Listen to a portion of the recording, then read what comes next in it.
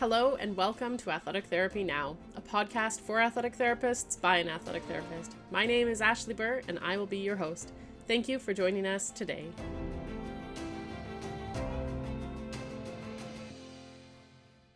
All right. Hello and welcome to Athletic Therapy Now. Today we have Lindsay Langalis from Calgary, and Today's episode is episode 13, and the topic is self-promotion. Lindsay is the creator of Athletic Therapy School. She provides online coaching and resources where she teaches clinical athletic therapists how to accomplish a full schedule, healthy paychecks, and a clientele they love working with. She has been a certified athletic therapist for almost 11 years now. Maybe it's now 12 or almost, yeah. And has owned and operated her multi-therapist clinic in Calgary for almost equally as long. Early in her career, she was heartbroken to watch many talented ATs struggle to build their clientele, earn a living, and subsequently decide to leave the profession altogether. Athletic Therapy School was born out of that heartbreak and desire to help individual ATs learn the business and people skills they need to create a thriving career and stay in our profession long term. Lindsay was also a guest on episode 7 of the podcast, where we talked about collaboration and toxic professionalism words. So if you're interested to hear more from Lindsay, make sure you pop on to episode 7 and have a listen. So welcome back, Lindsay. Thank you for joining us today. Thanks for having Um, me. Excited to be yeah, here. yeah, we were just chatting before we started recording, and Lindsay was saying she's been working really hard on her new course that just came out. It's Mhm. self-paced. So have a listen to some of these questions because it gets into a little bit about what her course is about. And at the end, she's going to talk about what the course entails in a little bit more detail. Yeah. So, on our first question, Lindsay, I looked through a bunch of your social media posts to pull up some of these questions, and you often talk about being at work even when you don't have clients. Why is that your recommendation? I guess there's numerous reasons. Um, I always think, like leads to like, properties of motion. Like, so being in the clinic, in my opinion, leads to being in the clinic more and normally booked more. Being at home is going to lead to being at home more. So we're trying to use that momentum generated and using your time to do self promotion from the clinic to build that momentum and get you booked. I find sometimes new therapists in the clinical field think that their schedule is just going to poof out of nowhere, get full. And sadly, that's just not reality. We need to put those balls in motion to build the momentum to get it filled. The second point being doing it from home. I mean, you're probably not going to be as diligent. You're probably not going to be as focused doing it from home, but you also are tucked away and behind closed doors where people can't see you. Where you're at the clinic, you have an opportunity to network with everyone else that's around you. So, coworkers or clinic owners or anyone else that shares your space. You can be there to answer the phone if it happens to ring. So, all these opportunities that you can use that can then build clientele for you in the long run, as opposed to just going, well, I'm not booked. I'll just stay at home in my pajamas and, watch Netflix all day. So, yeah, essentially that's why. Absolutely. I love that advice. I find that on the days where if I don't have clients and I'm in the clinic, there's a good chunk of time where I get a walk-in for that, Mhm. or the opportunity to talk to a client who's interested in athletic therapy, who's at the clinic seeing one of the other practitioners there. I work in a Mhm. multidisciplinary clinic, so there's lots of people coming in and out. Yeah. And you're right, it definitely that like leads to like, Mhm. um, and I think there's something about that like positive thinking positive, right? Yeah. Where if you're there and you're thinking about being at work, then more work is going to appear because you have that Mhm. opportunity. Um, I'm going to kind of side tail off of this a little bit, Mhm. because I know this is something you've talked about. Now, when you say when the times that you set aside to be at clinic, you should be at clinic. What are those times? What are those boundaries that you're setting for that clinical time versus that Mhm. home time? Yeah, good point. And that's part of the reason, so that you can do your self promotion at the clinic and then wrap it up and go home and not have to work from home. And you can have that clear separation and work life balance and not be like 11 p.m. and you're like, oh, I should have emailed a couple clients today.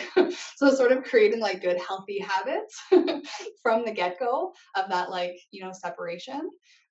My rule of thumb as far as how much availability you should have, because if you're just starting out and you have zero clients, or maybe you have one or two clients, and you have 40 hours of availability in the clinic, that can feel really draining on for yourself. You're just like sitting around doing nothing, twiddling your thumbs. But it also doesn't look great if someone, say, goes onto your online booking and you're available every hour of the day. Or maybe you aren't great at setting your own boundaries and you have a 7 a.m. available and you have like an 8 p.m. available and your hours are all over the place. So, my normal recommendation is you should be booked about 50% of the time. So, if you have 5 clients a week, probably 10 hours of availability is about enough. So, there's some wiggle room for you to build extra clientele. There's some time in there to still promote yourself, but then you can call it quits, close the book for the day, go home, rest, do something else that fills your cup as well. So, That's great. I love that. Um, I like to talk to people. So I am one of those people that I will get so much work done when I'm home alone. yeah. Um, and I mean, there's it's a little bit different because I also do a lot of work that isn't necessarily clinical work, like teaching courses. But I have certain days that are set up for non-clinical work where I'm at home, and certain days that are set up for clinical work. For me, it helps that I've created this schedule where I drop my son off at school, I go to work, and then I'm home to pick him up, and I don't go home in that between time. So, if I have, you know, I have a 5-hour shift at work every day, right? So if I have 3 hours of clients booked, I'm still there for 5 hours, Mhm. working on usually, hopefully, self promotion, Yeah. or talking with other clients in the clinic. Mhm. I still And call there's self promotion. definitely a time and a place to, like, even if you're in the clinic, to maybe go into a treatment room and like close the door and make some phone calls or have some time to focus depending on how chatty your coworkers are. And so, that's a value too, but at least being there and they know that you're there. If someone calls and they have a question for you and you're just behind a closed door, they can knock on the door, come and get you. You can hop on the phone and boom, that might be a brand new client in your schedule just by being available to talk to them on the phone. So yeah, I think it's valuable. But also, as you pointed Absolutely. out, know yourself and know your own productivity measures. Yeah, and I mean, you talked about booking 50% of the time, and I think that's great because, like you said, everybody seems to think that they need to have this 100% full schedule. You can't have a 100% full schedule, and you can't work in the clinic with clients 40 hours a week because then you're just burnt out because for that 40 hours you still have so many hours of work that you have to do with charting. And I mean, at that point, you might not need advertising, but you have to Yes. continue to work on those things. I think in Manitoba it's considered to be full time if you're working 25 hours of hands-on booked hours. Yeah, that's what I was gonna say. Like, working one on one with clients is so much more draining than a desk job would be. So to think that we would be capable of doing 40 hours per week, I just don't think is okay. It might be attainable, but it's probably not sustainable. So, Yeah. um, talking from experience here, I think most clinical therapists are comfortably at full time, like 20 or 30 hours per week with clients. That's, depending on the person, most people can maintain that for a reasonable amount of time, but 40, that's a lot. So, Yeah. Yeah. I totally agree.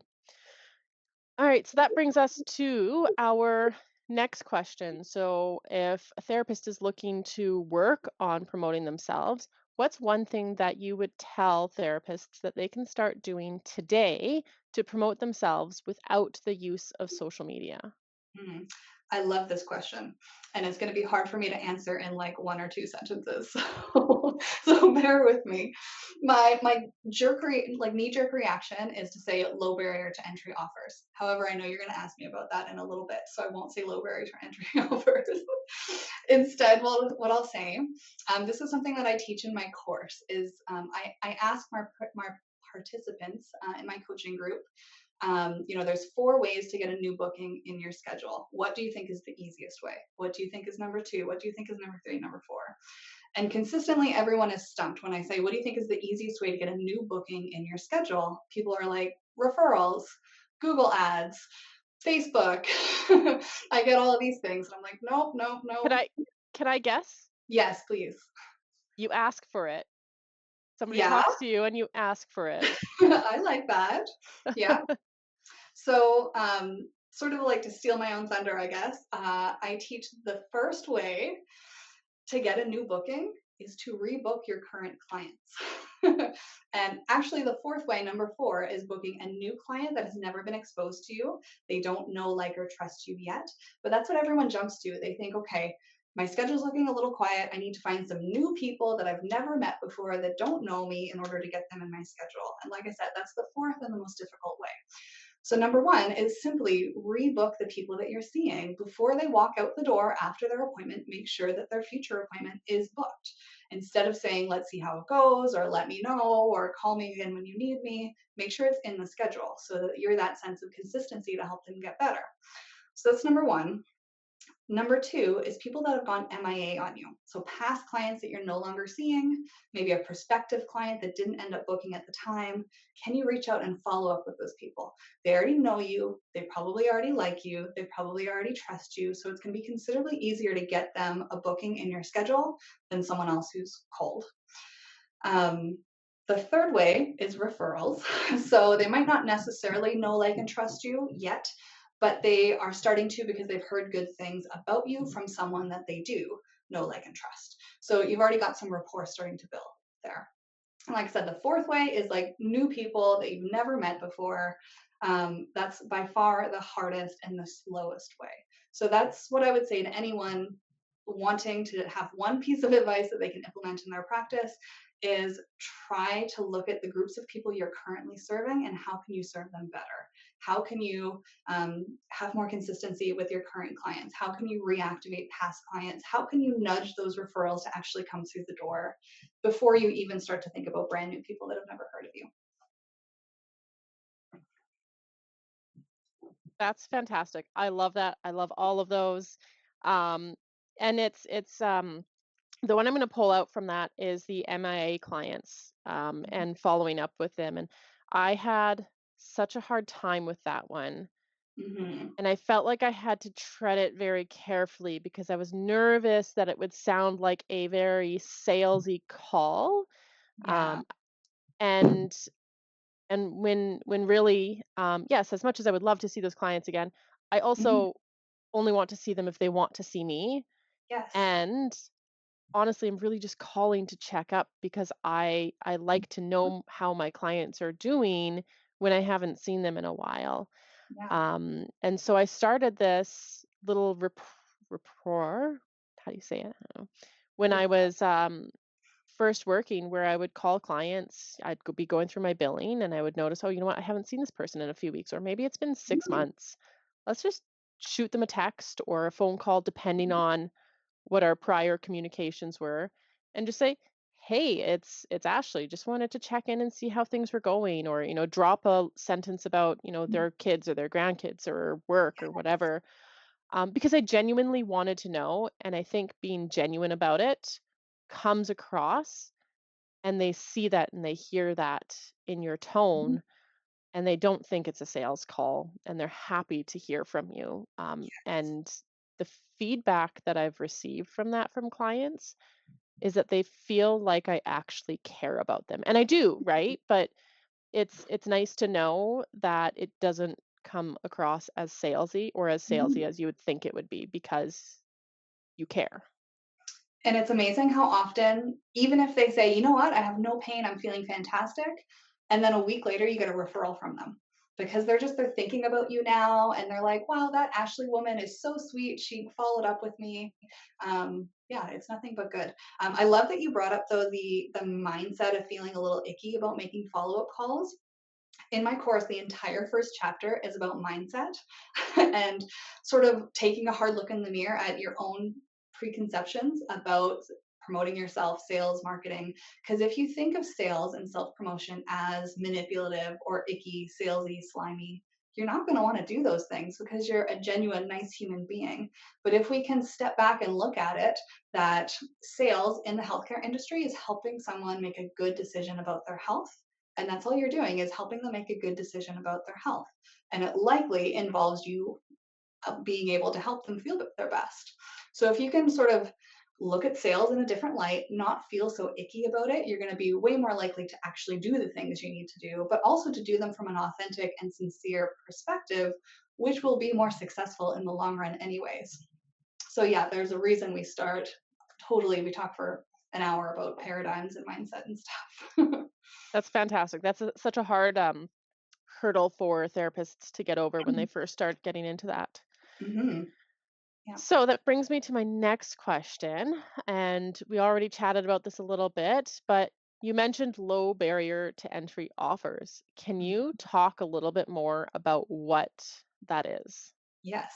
It is definitely much more of a term that's used in the marketing realm and the sales realm, not something that we really talk about in the healthcare world.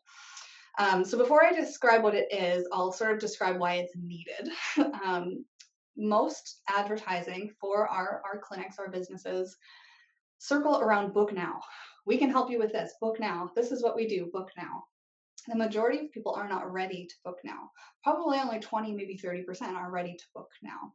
The other people are on the fence. They're a little hesitant. Maybe they've had a bad experience with a healthcare provider that dismissed them or didn't help them, didn't send them on when they were stumped, something like that. So they're feeling very hesitant to put their health in someone else's hands. So a good visual I like to use is going from being where they're at to booking an appointment with you. There's a big cliff in between you and them. So by saying book now, you're expecting them to jump over this big cliff to the other side to book. That's big and scary, and a lot of people won't do it. So instead, use the visual of you're building a nice little rope bridge between you and them so they can walk across the bridge nice and safely from where they're at, feeling skeptical about what to do about their healthcare to you being able to help them. And some people are more brave and they might just need like one rung on that rope bridge or one piece of wood to get over. And some people are really skittish and they need a lot of little baby steps to get over. But throughout that, you're building rapport with them, showing that you are trustworthy and that you are genuine and that you can help them so that they feel comfortable booking that appointment. So that's the whole premise. A low barrier to entry offer. Essentially, if you think of a barrier, we're making it as easy as possible for them to say yes to the next step on that rope bridge, as opposed to a high barrier and expecting them to jump over the cliff.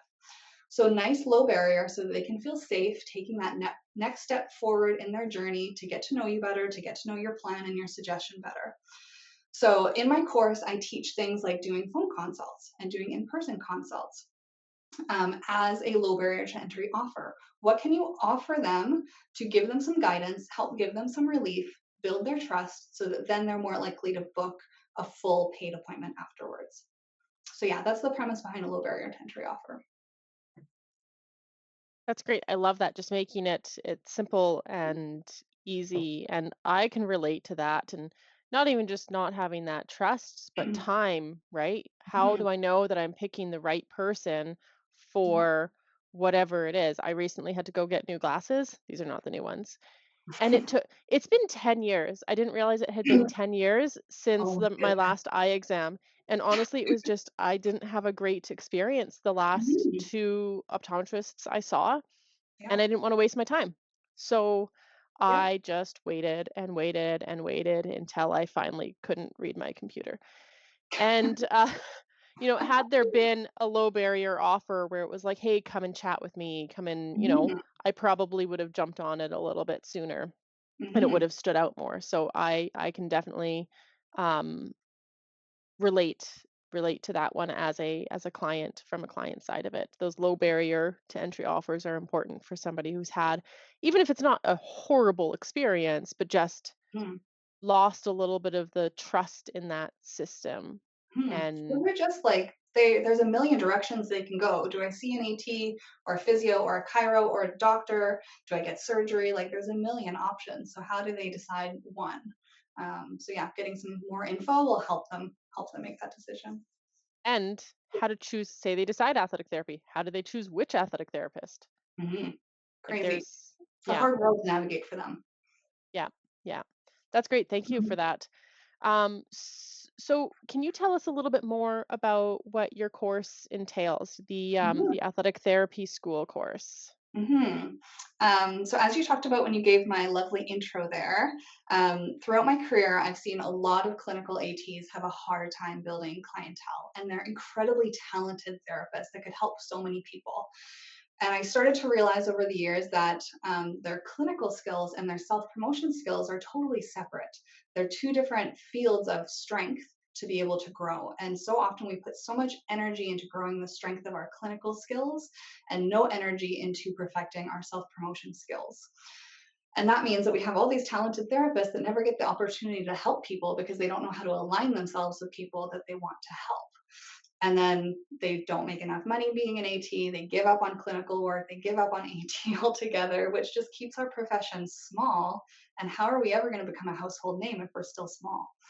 So that's really the goal behind my whole course is how can I help people sharpen the saw of self-promotion so that they can increase that skill, so they can fill their schedule and earn a good income without having to waste their time on social media, without having to spend a whole bunch of money on Google ads or Facebook ads or something like that. How can they do it in a cost effective and pretty much free way of self promotion? So it's 10 chapters in my course, which is really robust. Each chapter has probably about an hour of video content in it, broken into little bite sized pieces. There's even some prep work to do. I talked about like reflecting on our own mindset and our own paradigm. So that's how we start is by reflecting on some beliefs that we might have that might be holding us back. And then chapter one, I sort of already talked about it's all about mindset, paradigms, how can we feel good about promoting ourselves and feel genuine in doing it.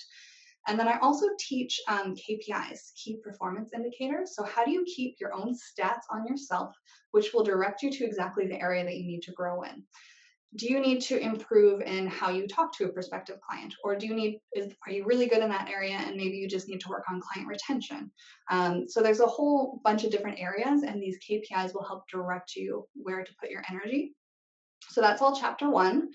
Chapter two, we go into how to promote yourself, and that might look different for different types of work, whether you're an employee, a contractor, or self-employed.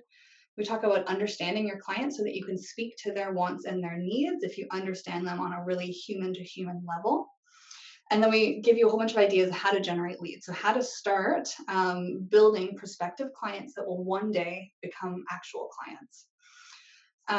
We talk about developing a niche in that chapter as well. And then chapter three is securing new clients. So once you have essentially those leads collected, how do you use those low barrier to entry offers that I just talked about? Specifically, I give very specific scripts and templates and graphic design templates and email templates. And so, how do you take all of that and implement those low barrier to entry offers to get people from wanting to be a client or interested in being a client to actually being a client? Chapter four is making rockstar clients. So, what do you do on the initial assessment that sets them up to be compliant, to be diligent in their rehab, to send you referrals and to do Google reviews for you, and all those wonderful things that we want? So, how do you speak in a very clear manner and set expectations for each other for an entire plan of care, not just one appointment at a time? Chapter five is client retention. So, what do you do through the treatment phase? What do you say in what manner in order to keep them continuing to come back, continuing to be motivated, diligent, and compliant in their exercises so that they actually get better? We then talk about how to generate referrals and reviews in chapter six. So, taking our existing clients and using it to gain momentum for new clients. And then we get into the really juicy stuff because we finally have the foundation set of what you do with a client. Now we can get you mass amount of leads to get you mass amount of new clients in your schedule. So then we go over things like email marketing, web design, and lead magnets. We go into community events. So I go to a lot of runs and races with my team, and that's how we get a lot of leads and new clients. So what events do you go to? What do you say? What do you do to meet someone there and turn them into a new client? And then chapter 10 is Free Treatment Fridays, which is an event that we do at my clinic, where, about once a quarter or twice a year, we do these big events to bring in huge amounts of initial assessments. and then get them on a plan of care started to become long-term clients with us. So sort of the first half is setting that foundation, and then the second half is, okay, let's sort of up the amplitude and get more people coming your way. So yeah, that's my course in a nutshell. That's really cool. It sounds like there's so much information in there and everything that I wish I knew when I started out as an AT. I had it in my mind when I graduated that I would work in a clinic that did everything for me. And I Yes. had absolutely no idea how much work went into working in a private clinic, which is where most clinical ATs Mhm. work. Yeah. Um, and you're right, we don't learn these things in school, and Yeah. we don't learn those real life kind of experiences that we need to understand. So this is fantastic, and I love that you have this course. Now, you had mentioned that you've got a little bit of a pre-sale code going on right now. Do you want to talk about that and share that? Yeah, so the pre-sale goes on until October 4th. That's when officially the course will become available. So anyone that hops on the pre-sale gets 20% off. So they use the code, and I can give you the link to put in the notes. But the pre-sale code to enter in is early bird 20, all in capitals, and that'll get 20% off. There is a paid in full option, and there is a payment plan if you're thinking, more bite-sized chunks would be more manageable for you. So check out the link and see which option works better. And the 20% off applies to either option. That's fantastic. And the pre-sale code is open to the first 20 registrants. So don't take the time to think about it. Just jump on it. It's Yep. worth it. Yeah. Yeah. And like we mentioned at the beginning, it's self-paced. Once you get in, you can chip away at it, whether it's like one 5-minute video at a time or whether you want to do an entire chapter at a time. So you can take it at your own pace. But just getting on and at least getting started puts you in the right direction and helps you save that 20%. That's awesome. And I think the self-paced option of it is great because it allows you that time to implement it, understand it, see where that's going, and then move on to the next Hmm. section. That's really great. And ATs lead some crazy busy lives. So, Tell me about it. yeah. Yeah, yeah. It's football season right now, so that's Fair. covering a lot of ATs times, at least here in Manitoba. I don't know what it's like in Alberta. Yeah, I'm sure there's a lot of that. Yeah, lots of Yeah, hockey yeah, spreading up as well.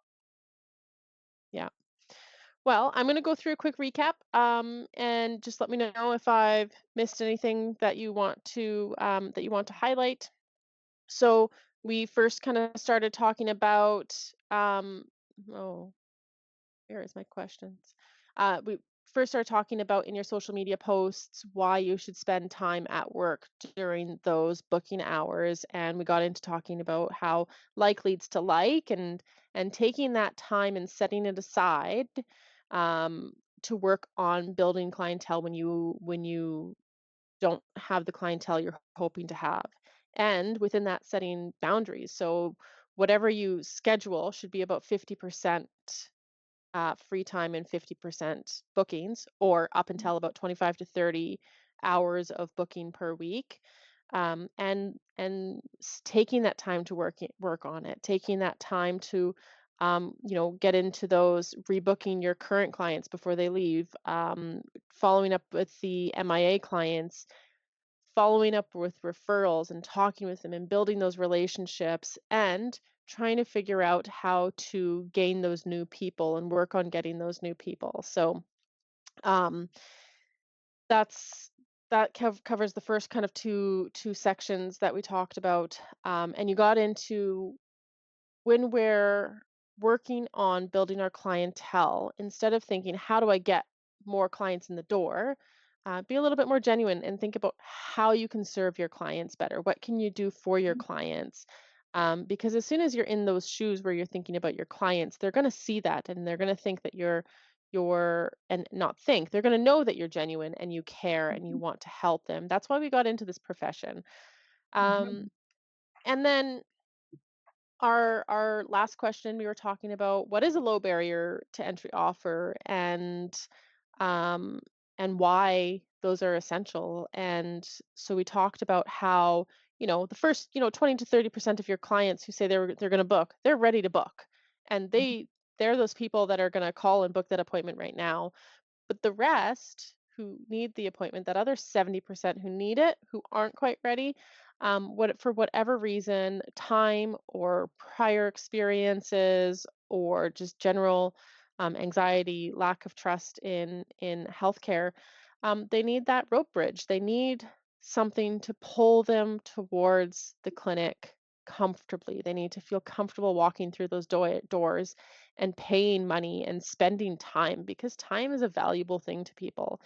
Mhm. And whether that's gaining trust through a phone consult or an in-person consult, your was it free Fridays? Yeah, free treatment Friday. Free treatment Friday. There we go. That has a Yes. better ring to it. Yeah. Um, and all of those things together are a great way to get started on self-promotion. And then the other way you can start to learn a little bit more about some of that self-promotion is signing up for Lindsay's course. So starting off in that course, you're talking about mindset, you're talking about how to look at where you need to work by keeping stats, what stats to keep, what to look at, what they mean, and then getting into what promotion looks like, and sharpening that saw of self promotion and guiding clients towards helping them make good decisions about their health. We're not there to get Joe off the street who doesn't want to work on themselves. We're there to help somebody decide which direction to go and how to go and work with them to create a good plan. And getting into how to find a niche, how to get into a niche. And you go into more details on low barrier entry offers, and you have scripts and details, and then getting into retention, referrals, reviews, and online and in-person event marketing. It sounds like such a full and wonderful course, and I'm so excited to see where this goes. Thank you. It's all mine. Did I miss anything that you wanted to include in there? No, you summarized it beautifully. All right. Well, thank you so much for joining us today on this podcast, and I look forward to talking to you again soon. Me as well. Thank you.